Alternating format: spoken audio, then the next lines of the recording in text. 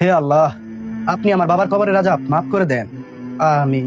দাঁড়া দাঁড়া বাবা, কি ব্যাপার, এই কণ্ঠে এত চেনা চেনা লাগছে কেন? যাস নি বাবা, আমার কথাটা শোন। বাবা আপনি কথা বলতেছেন কেমন করে? তোর দোয়ায়, তোর সদগায় আল্লাহ আমার অনেক গুনাহ মাফ করে দিয়েছেন।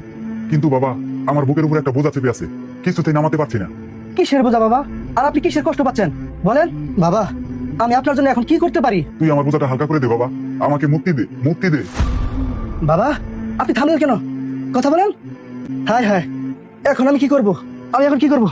হায় হায়। আদম ভাই, তুমি এই নির্জন কবর পাশে দাঁড়ায় কার সাথে কথা বলতেছো? আবু তাহের, এই কবরটা হচ্ছে আমার বাবার কবর। এইমাত্র এই কবর থেকে আওয়াজ আসলো আমার বাবা নাকি এই কবরের ভিতরে অনেক কষ্টে আছে।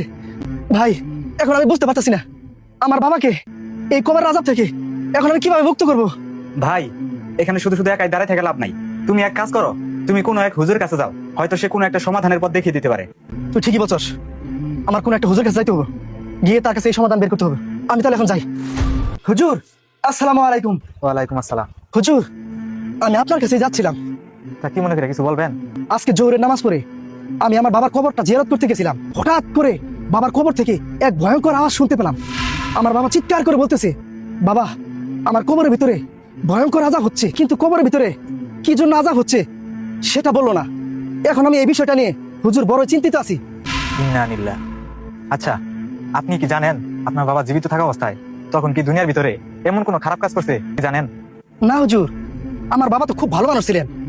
তবে হুজুর, আমি যখন ছোট ছিলাম তখন আমার চাচার সাথে একবার জমি জমা নিয়ে আমার বাবার বিরোধ হয়েছিল। সেই আগে আমার চাচা সেই যে বাড়ি থেকে চলে গেছিল আর ফিরে আসেনি। আচ্ছা, বুঝতে পারছি। আপনি এক কাজ করেন, আপনি আপনার চাচার কাছে গিয়ে আপনার বাবার জন্য ক্ষমা চান। যদি উনি ক্ষমা করেন, হয়তো আপনার বাবা এই আযাব থেকে মুক্তি পেতে পারেন। হুজুর, আপনি একটা কাজ করেন, আপনি আমার সাথে চলেন। আচ্ছা ঠিক আছে, চলেন দেখি কি করা যায়। আসসালামু আলাইকুম আলম ভাই। ওয়ালাইকুম আসসালাম। আরে হুজুর, আপনি এখানে? আসেন আসেন, বসেন। তুই তুই আমার দোকানে আসছিস কেন? এই মুহূর্তে তুই আমার দোকান থেকে বের হ। হুজুর, আপনি কাকে নিয়ে আসছেন? আমি বেঁচে থাকতে এদের চেহারা পর্যন্ত দেখতে চাই না। আলম ভাই থামেন একটু।